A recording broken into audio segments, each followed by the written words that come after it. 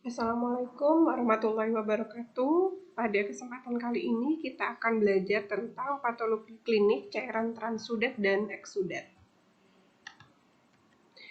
Yang pertama adalah tentang cairan transudat. Ya. Apa itu cairan transudat? Cairan transudat merupakan cairan interstisial di antara beberapa organ dan akibat tekanan hidrostatik yang meningkat karena adanya gangguan keseimbangan cairan atau terjadinya penurunan protein plasma, maka cairan transudat ini akan keluar dari organ-organ menuju ke rongga interstisial. Cairan transudat bukan merupakan hasil dari respon inflamasi, ya, berbeda dengan cairan eksudat yang merupakan hasil daripada adanya respon inflamasi atau peradangan ataupun infeksi. Untuk berat jenis dari cairan transudat sendiri itu kurang dari 1,2 dan kandungan proteinnya rendah karena bukan merupakan respon atau hasil dari peradangan atau inflamasi sehingga kandungan proteinnya rendah. Nah, contoh kasus tentang adanya cairan transudat adalah pada kasus penyakit jantung menyebabkan tekanan di dalam pembuluh darah meningkat, ya, dan cairan keluar dari pembuluh darah dan masuk ke dalam jaringan, ya, seperti itu. Kemudian jenis dari cairan transudat antara lain adalah hidrotoraks, yaitu cairan yang berada pada rongga dada. Kemudian hidroperikardium, cairan yang berada di antara jantung dan selaput perikardium. Kemudian hidroperitonium, yaitu cairan yang berada di bagian abdomen atau rongga peritoneal atau bagian perut, ya.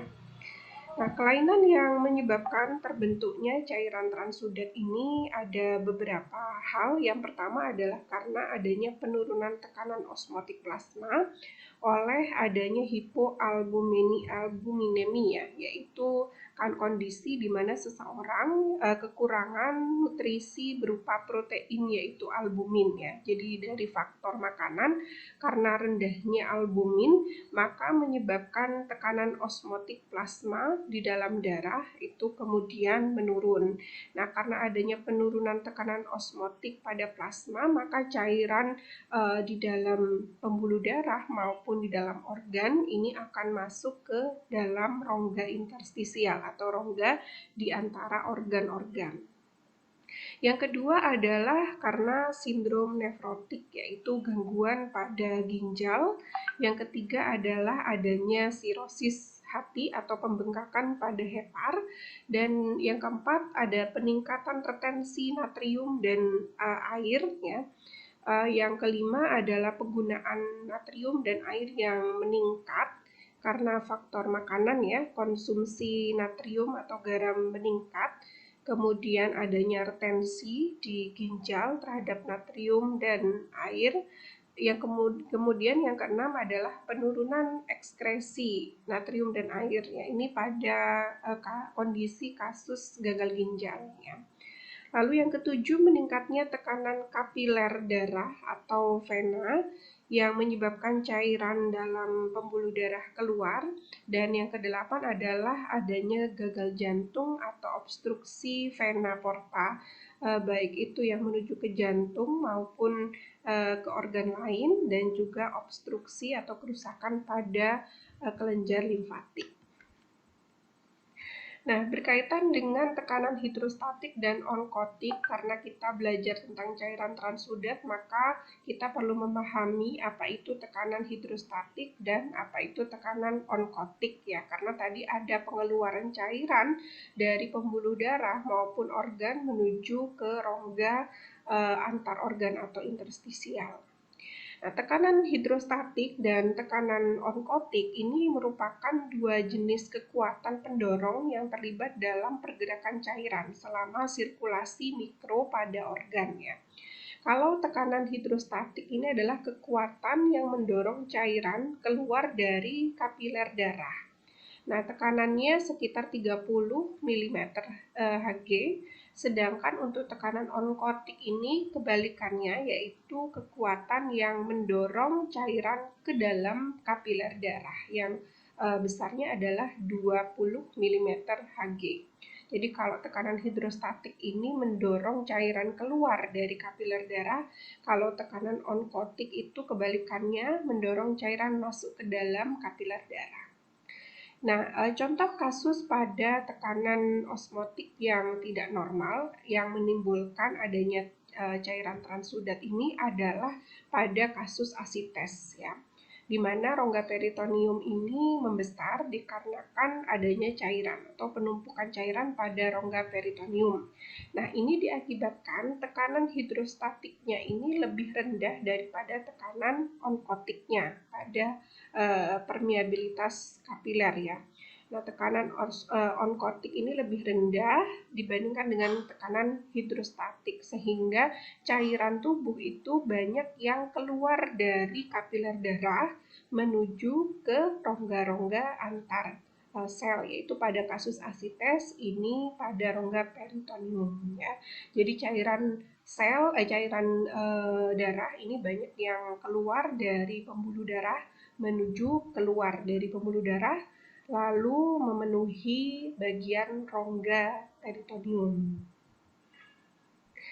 Nah, ini adalah gambaran mengenai kondisi normal, transudat, dan adanya eksudat di dalam tubuh ya.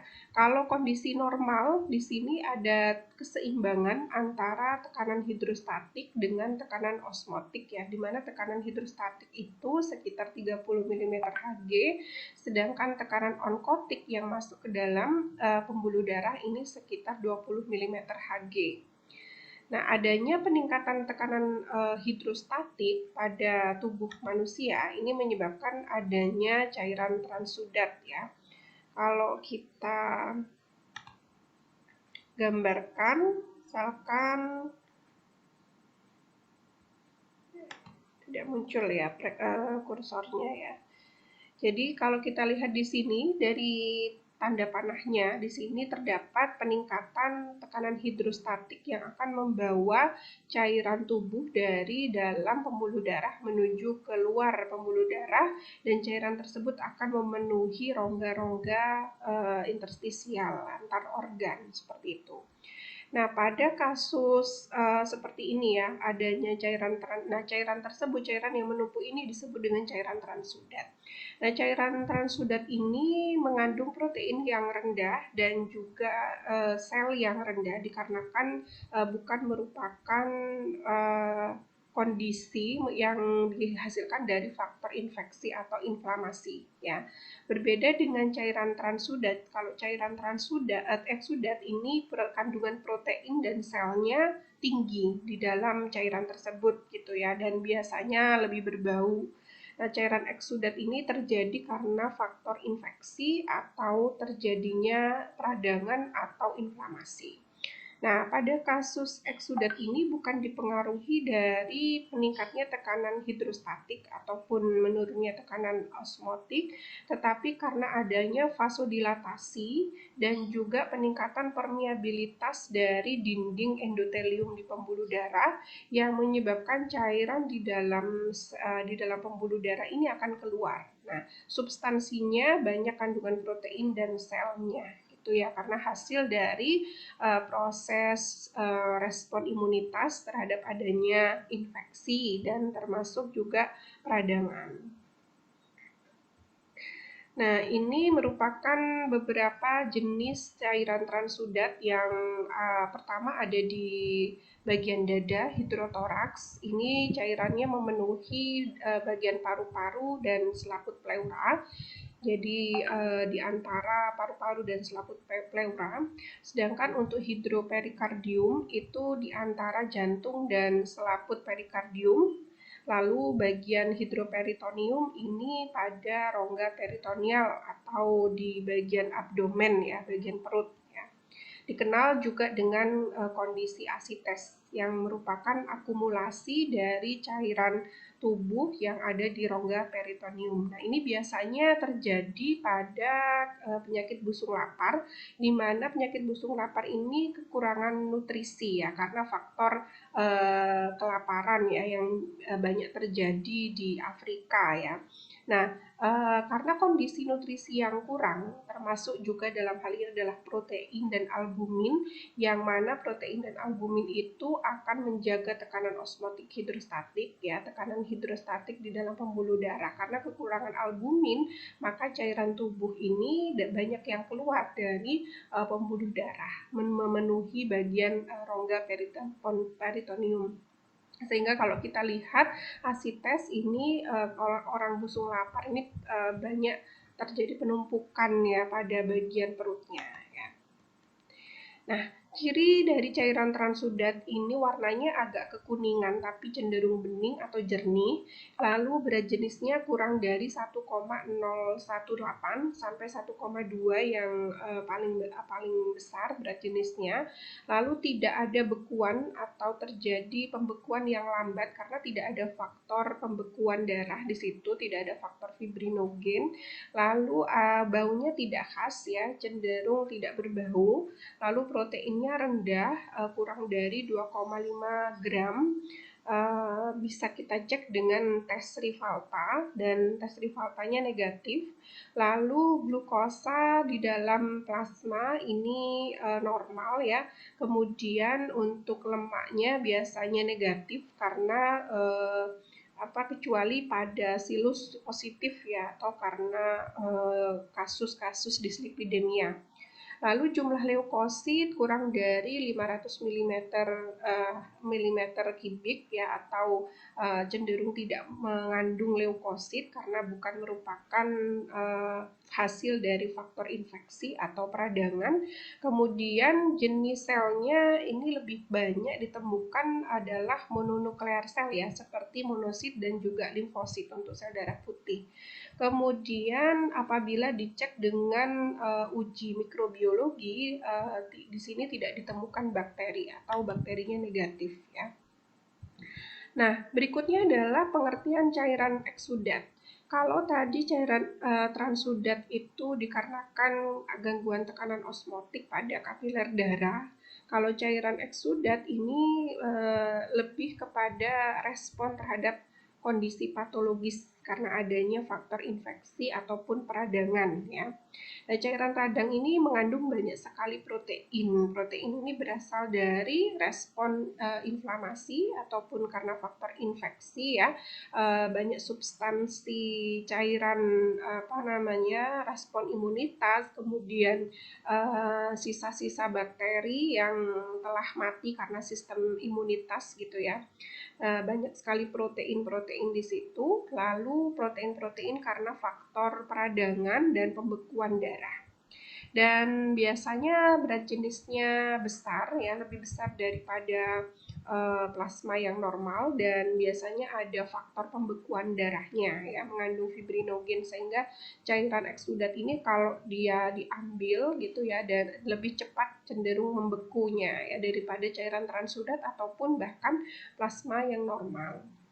Nah, cairan eksudat ini merupakan substansi yang biasanya merembes melalui dinding vaskular ke dalam jaringan di sekitar pada radang gitu ya. Jadi tidak ada tekanan hidrostatik yang membawa cairan eksudat ini dari kapiler darah menuju ke rongga-rongga tubuh, tetapi karena faktor vasodilatasi atau pelebaran pembuluh darah dan juga faktor meningkatnya permeabilitas ya pada dinding pembuluh darah, sehingga ada rongga-rongga di dinding pembuluh darah, akibatnya cairan eksudat akan keluar ya ke bagian rongga tubuh.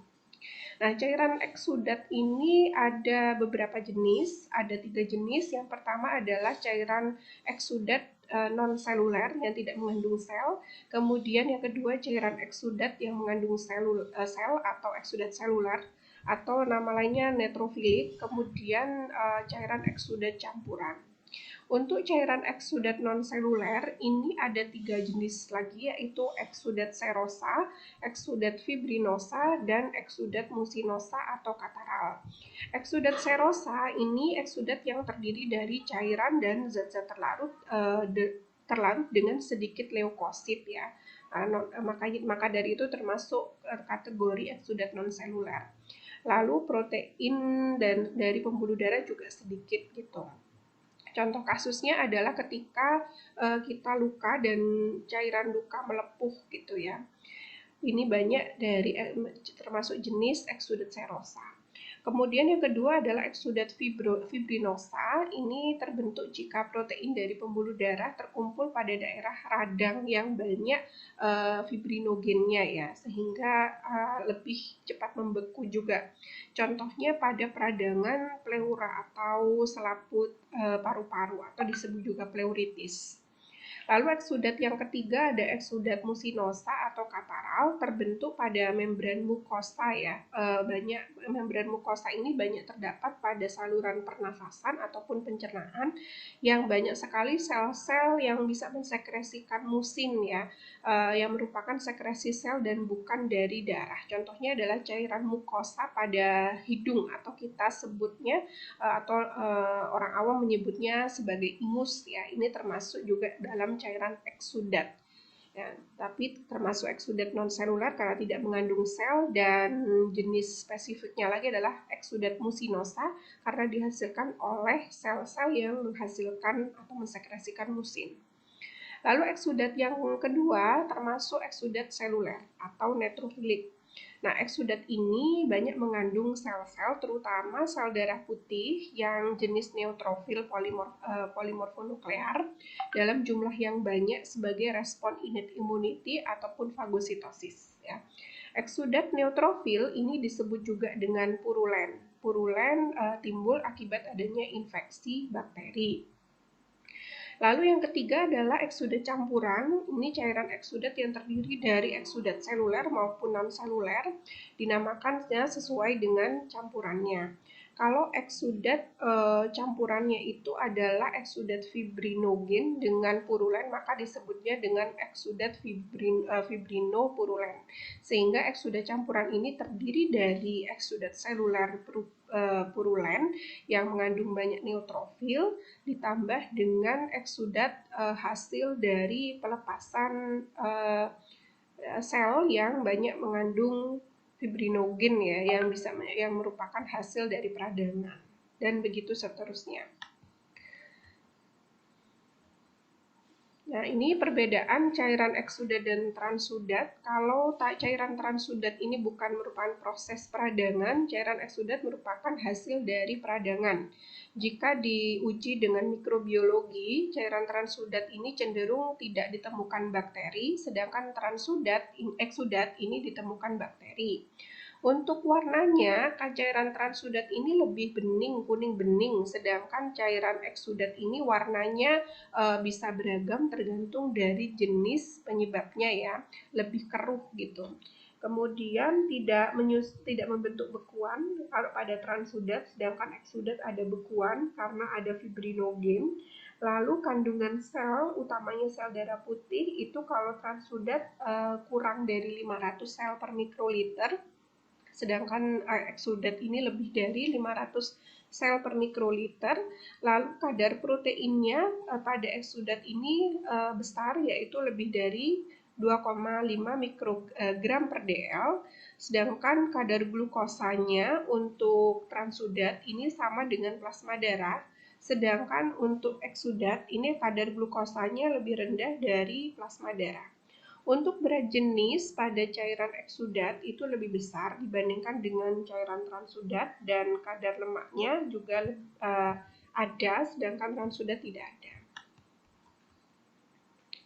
Ini adalah gambaran cairan transudat dan eksudat, sudah kita pelajari tadi. Pada prinsipnya pada cairan transudat ini terjadi karena adanya peningkatan tekanan hidrostatik darah keluar yang menyebabkan cairan pembuluh darah ini menuju keluar sel, sedangkan pada cairan eksudat ini terjadi karena faktor inflamasi yang menyebabkan terjadinya vasodilatasi atau pelebaran pembuluh darah dan kerusakan pada membran ya, pada dinding endotelium yang menyebabkan perforasi dan lubang-lubang ya pada dindingnya, sehingga cairan eksudat keluar tanpa adanya tekanan hidrostatik gitu, dan mengandung lebih banyak protein dan juga sel. akibat adanya kerusakan-kerusakan membran atau substansi infeksius dari mikrobanya.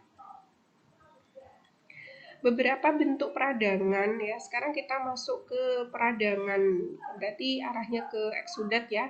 Ada peradangan serosa, fibrinosa, hemoragik atau hemoragia, kataral, kemudian purulenta dan juga granulomatosa. Untuk yang pertama, peradangan serosa ini termasuk peradangan eksudat non-seluler ya, cairannya ya, ditandai dengan adanya ekstravasasi keluarnya cairan protein sel yang ada di sekitar sel-sel ya. Sebagian besar peradangan akut bermula dari jaringan bentuk serosa. Komponen eksudatnya bening dan menandakan peradangan derajat ringan ya. Terjadi misalnya contohnya adalah luka atau karena faktor pemanasan ya yang menyebabkan bagian jaringan itu membengkak kemudian meninggalkan ruangan yang terisi oleh cairan eksudat serosa. Kemudian yang kedua, peradangan fibrinosa ini ditandai dengan eksudasi plasma yang mengandung fibrinogen atau faktor pembekuan darah. Komponen utamanya adalah fibrin ya, faktor pembeku darah. Kemudian biasanya peradangan fibrinosa ini menandakan peradangan yang akut dengan penyebabnya adalah karena vaskulasi yang cukup berat gitu ya, ada kerusakan pada pembuluh darah yang cukup berat. Jaringan tampak kaku, kusam, dan dengan warna putih kekuningan karena banyak mengandung fibrinogen atau fibrin ya. Lapisan fibrin pada membran mukosa sering membentuk pseudomembran ya. Jadi contohnya jaringan fibros eksudat atau eksudat fibrinosa ini ada pada PPT berikut ini ya. Nah, contohnya pada pericardial cavity atau rongga perikardium di luar jantung ya, di antara jantung dan selaput perikardium yang melindunginya. Ini pada kasus perikarditis atau peradangan perikardium menyebabkan terbentuknya cairan eksudat plasma fibrinogen. Yang ketiga adalah peradangan hemoragia. Ini biasanya terjadi pada organ yang banyak kapilernya yang menyebabkan cairan eksudat juga berwarna merah ya, menandakan peradangan yang hebat. Secara makroskopik organ mengalami perdarahan, sedangkan mikroskopik banyak eritrosit yang keluar dari vaskular gitu ya. Banyak eritrosit yang keluar dari pembuluh darah. Komponen utama dari cairan eksudat ini adalah darah, utamanya eritrosit gitu ya. Nah, kemudian yang ketiga peradangan kataral ya. Peradangan kataral ini menghasilkan komponen eksudat berupa mukus yang mengandung fibrin, sel debris, jaringan nekrosis, dan juga komponen sel darah. Nah, warna mukus bervariasi tergantung komponen yang mendominasinya. Biasanya peradangan ini terjadi pada saluran pencernaan, saluran reproduksi maupun saluran respirasi ya, yang banyak sekali sel-selnya itu menghasilkan mukus ya, seperti pada ingus tadi itu termasuk karena kategori peradangan kataral. Kemudian peradangan purulenta. Ini peradangan purulenta ini termasuk menghasilkan cairan eksudat seluler ya. Dengan ditandai adanya kandungan neutrofil atau sel darah putih yang banyak ya, dan biasanya ditandai dengan keluarnya nanah atau pus ya. Komponen utama dari eksudat ini adalah nanah atau pus dengan kandungan neutrofil yang tinggi.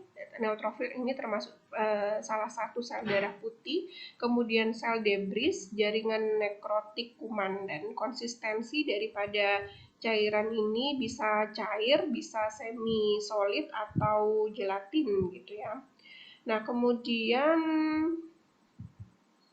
bakteri pembentuk nanah ini terjadi karena respon inflamasi. Kemudian jenis radang purulenta ada beberapa jenis. Yang pertama itu adalah selusitis. Ini eksudat purulen pada jaringan subkutan menyebabkan bentuk selulit ya. Mungkin pada ibu-ibu hamil pasca melahirkan gitu ya, ada selulit.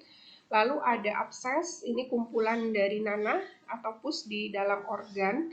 Kemudian ada pustula. Kalau pustula adalah kumpulan nanah atau pus pada epidermis ya, seperti terlihat pada gambar yang berwarna putih ini termasuk pustula. Lalu ada mukopurulen. Ini termasuk nanah yang terdapat pada mukus ya, dalam bentuk mukus. Lalu fibrinopurulen ini nanah yang bercampur dengan fibrinogen.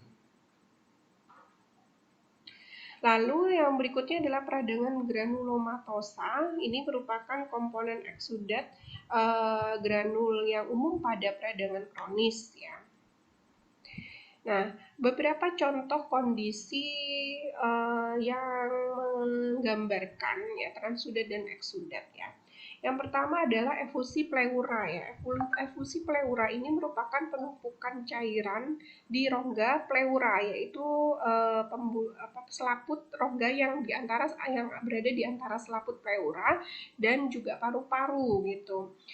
Kondisi efusi pleura ini ada dua jenis, ada efusi pleura transudat dan efusi pleura eksudat. Kalau efusi pleura transudat ini bukan merupakan hasil infeksi ataupun peradangan. Ini terjadi akibat peningkatan tekanan osmotik di pembuluh darah, hidrostatik di pembuluh darah, atau rendahnya kadar protein yang ada di dalam darah sehingga cairan akan masuk ke dalam pleura. Sejumlah penyakit yang juga sering menyebabkan kondisi seperti ini karena adanya gagal jantung kongestif, kemudian serosis atau pembengkakan atau perbesaran pada hati, keganasan atau kanker, emboli pada paru, lalu hipoalbuminemia. Kemudian gagal jantung seperti sindrom nefrotik. Sedangkan kalau pleura eksudat itu karena faktor infeksi, utamanya adalah beberapa bakteri penyebab pneumonia ya, seperti tuberkulosis atau Klebsiella, atau beberapa penyakit autoimun ya, seperti lupus ataupun rheumatoid arthritis yang menyebabkan penumpukan cairan eksudat pada daerah pleura.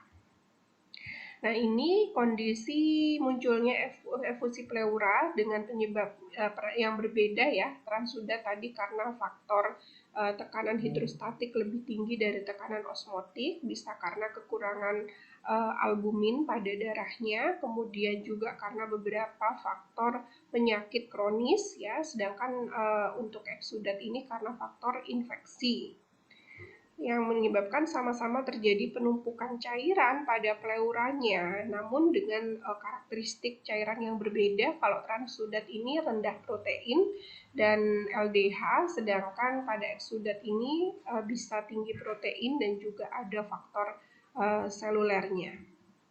Berikutnya ada edema. Edema merupakan kondisi membengkaknya jaringan tubuh akibat penumpukan cairan. Edema bisa disebabkan oleh beberapa hal dan dapat muncul di berbagai tubuh, terutama di bagian kaki ya. Edema istilah medis untuk pembengkakan akibat berlebihnya cairan yang menumpuk pada jaringan tubuh. Nah, beberapa penyakit yang kondisi menyebabkan edema bisa gagal jantung kongestif, kemudian gangguan pada ginjal yang menyebabkan pitting. Pitting ini merupakan kondisi cekungan yang terjadi akibat bagian edema ini kita sentuh gitu ya, dan tidak bisa kembali ke bentuk semula. Edema dapat pula terjadi karena efek samping obat dalam jangka yang panjang seperti obat tekanan darah tinggi, obat antiinflamasi non-steroid, obat kortikosteroid, estrogen maupun obat diabetes. Untuk pemeriksaan cairan tubuh sampel transudat dan eksudat. Jadi pengiriman sampelnya ini diawali dengan pengambilan cairan ya. Lalu dari kualitas pemeriksaan ini penting sekali untuk pengambilan cairan yang didapatkan dalam kondisi yang steril gitu ya. Lalu kualitas reagensia juga penting sekali. Lalu teknik pemeriksaan juga harus sesuai. Untuk prosedur parasentesis itu merupakan cara untuk mengambil cairan tubuh, baik itu transudat maupun eksudat ya. Ini dicontohkan seperti kondisi asites, ini pengambilannya dengan metode parasentesis. Lalu parasentesis abdominal, ya, ini gambarannya pada kasus asites contohnya ya, ada collection kontainernya untuk mengambil cairan tersebut dan tertutup ya. Lalu pemeriksaan transudat eksudat ini ada beberapa jenis, ada makroskopik, mikroskopik, dan kimiawi. Kalau makroskopik itu dilihat dari warna, kejernihan, bekuan, berat jenis maupun pH seperti ciri-ciri yang ada di atas tadi, sehingga kita bisa menentukan apakah cairan tubuh tersebut termasuk cairan transudat ataupun eksudat, sehingga nanti bisa dilihat kembali penyebab daripada terbentuknya cairan tersebut. Lalu secara mikroskopik bisa dilihat juga jumlah selnya ataupun kandungan biokimiawinya ya, seperti tes Rivalta, tes protein, dan juga tes glukosa. Selain itu juga ada pemeriksaan bakteriologi ataupun mikrobiologi secara umum untuk melihat ada tidaknya infeksi ya, dan juga pemeriksaan sitologi untuk melihat karakteristik daripada sel yang dapat mengindikasikan penyebab daripada adanya cairan tersebut ya. Untuk makroskopik, transudat ini cenderung kuning jernih ya, sedangkan eksudat bisa bervariasi, ada yang kuning, merah, hijau, ya biasanya keruh dan bisa terdapat bekuan karena ada faktor fibrinogennya. Kemudian makroskopik tidak hanya warna tapi juga bisa berat jenis tadi ya, kemudian kejernihannya bagaimana, ada tidaknya bekuan dan juga pH. Lalu untuk mikroskopis ini bisa dilihat ada tidaknya sel darah putih terutama leukosit, terutama neutrofil ya. Kemudian perhitungan jumlah total leukosit dan juga diffcon ya untuk melihat kadar masing-masing jenis leukosit, berapa neutrofilnya, berapa limfositnya dan seterusnya untuk melihat kemungkinan adanya infeksi. Lalu juga spontaneous bacterium peritonitis merupakan komplikasi yang sering terjadi pada pasien serosis hepatis dengan asites gitu ya. Jadi nanti dilihat juga dari perhitungan leukosit. Nah, jumlah leukosit ini perhitungannya bisa dengan hematologi analyzer ataupun dengan metode yang mudah dengan kamar hitung atau diffcon atau dengan apusan darah. Ini untuk prosedur pemeriksaan leukosit dengan apusan darah kita pakai kamar hitung pada kamar hitung leukosit dengan larutan turk ya, dan pengencerannya 20 kali. Kemudian jumlah sel darah ini pada prinsipnya melihat yang pertama dari leukosit untuk melihat ada tidaknya infeksi ya utamanya ya. Atau kalau yang di peradangan hemoragik bisa juga dilihat kadar eritrositnya. Kalau leukosit secara umum itu kadarnya sekitar 4.000 hingga 11.000 sel per mikroliter, sedangkan untuk hitung jenis leukosit atau dengan diffcon itu bisa dilihat menggunakan hematologi analyzer atau diffcon, di mana kadar neutrofil itu memiliki persentase yang paling tinggi di antara yang lain, yaitu 60 hingga 70%. Ya. Nanti bisa dicek apakah kadar neutrofilnya tinggi pada cairan transudat ataupun eksudat. Untuk hitung jenis leukosit tadi juga bisa dilihat banyaknya jenis sel, apakah banyak yang mononuklear atau polimorfonuklear. Untuk yang mononuklear ini banyaknya monosit dan limfosit, sedangkan polimorfonuklear itu seperti neutrofil, basofil, dan eosinofil. Prinsip pemeriksaan pH biasanya pada eksudat itu kurang dari 7 atau cenderung asam, sedangkan transudat cenderung basa ya. Menggunakan strip test untuk pH. Untuk berat jenis, cairan eksudat lebih tinggi dibandingkan dengan cairan transudat. Untuk pemeriksaan protein ini pada pemeriksaan protein ini dengan Rivalta atau semi kuantitatif dengan metode Biuret untuk melihat berapa kadar proteinnya, itu bisa dilakukan. Untuk tes Rivalta ini hanya melihat ada tidaknya protein saja ya, jadi secara kualitatif saja. Nah, prinsipnya pada pH 4-5 sampel yang mengandung protein akan mengalami presipitasi, sehingga nanti kalau dia mengandung banyak protein ya maka akan tenggelam gitu ya, presipitatnya akan ke bawah, sedangkan untuk Transudat ini ringan cenderung ke atas gitu ya. Untuk cairan reagensia yang dipakai biasanya asam asetat glasial 98%. Lalu untuk tes Rivalta ini tadi tujuannya untuk melihat secara kualitatif ada tidaknya atau positif negatifnya ada protein ya, ada tidaknya protein. Sedangkan untuk tes secara semi kuantitatif itu bisa menggunakan metode Biuret juga dengan reagensia berupa kupri 2 asetat, kemudian kalium iodida dan NaOH. Nanti akan terlihat berapa kadar untuk proteinnya gitu ya. Prinsip pemeriksaannya pada suasana basah karena adanya kupri 2 asetat akan berikatan dengan nitrogen dari protein yang terdeteksi yang membentuk kompleks yang dapat menyerap cahaya maksimal pada 550 nanometer. Bisa juga menggunakan metode spektrofotometri. Kemudian untuk kadar glukosa, biasanya pada Transudat ini sama dengan plasma. Kadar glukosa cairan asites hampir mirip dengan kadar glukosa pada serum kadarnya ya, sedangkan pada Exsudat ini biasanya lebih rendah. Penurunan kadar glukosa pada cairan asites akibat adanya infeksi dikarenakan karena penggunaan glukosa oleh aktivitas bakteri ya, sehingga glukosa pada cairan Exsudat lebih rendah daripada cairan Transudat. Untuk ujinya bisa dengan auto analyzer, kadar glukosa, fotometer, ataupun dengan reaksi biokimia untuk melihat ada tidaknya glukosa. Kemudian kita juga bisa melihat serum asites albumin gradien atau SAAG untuk menentukan apakah termasuk cairan Transudat ataupun cairan Exsudat dengan perhitungan serum albumin dikurangi dengan kadar asites albumin ya. Jadi kadar albumin pada serum dikurangi dengan kadar albumin pada asites. Penentuan kadar albumin dilakukan juga dengan alat auto analyzer. Lalu metode BCG ya untuk melihat tinggi rendahnya kadar albumin ya. Kalau albuminnya rendah bisa mengindikasikan adanya Transudat ya.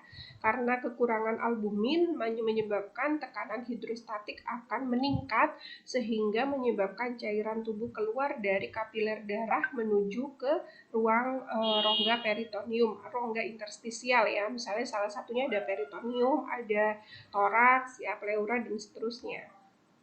Lalu penilaian SAAG, jadi di mana kita mengurangkan antara albumin pada serum dengan asites.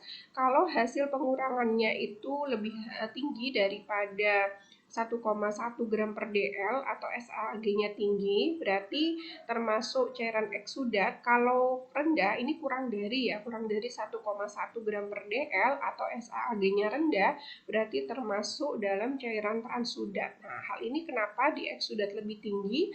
Karena albumin ini tadi tidak rendah gitu ya, dan juga ditambahkan dari faktor-faktor infeksi dan peradangan sehingga menyebabkan albuminnya tinggi. Sedangkan pada Transudat itu memang karena faktor albuminnya rendah sehingga menyebabkan terjadinya tekanan hidrostatik yang tinggi, mengeluarkan cairan dari kapiler darah masuk ke rongga-rongga dan menyebabkan asites. Nah, demikian untuk materi cairan Exsudat dan Transudat pada hari ini. Terima kasih atas perhatiannya. Saya akhiri. Wassalamualaikum warahmatullahi wabarakatuh.